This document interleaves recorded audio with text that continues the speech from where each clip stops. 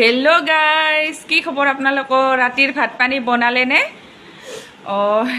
আপোনালোকক মানে মোৰ মনৰ কথা এটা ক'ম বুলি আহিলোঁ।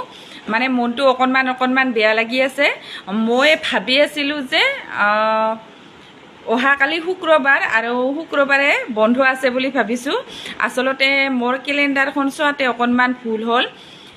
ছেপ্টেম্বৰৰ মানে মাহটোহে মই চাইছোঁ। ছেপ্টেম্বৰৰ মাহত মানে 12 তাৰিখে শুক্ৰবাৰ আৰু সেই শুক্ৰবাৰে বন্ধ আছে।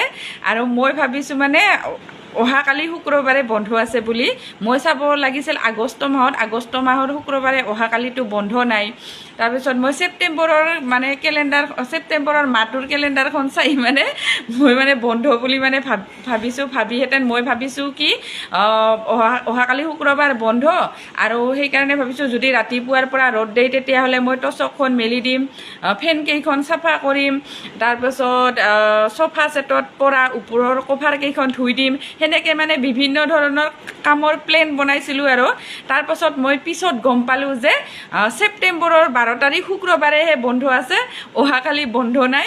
আৰু গম পোৱাৰ পিছত সঁচাকৈ মনটো কিবা অকণমান মানে মোৰ বেয়া লাগি গৈছে।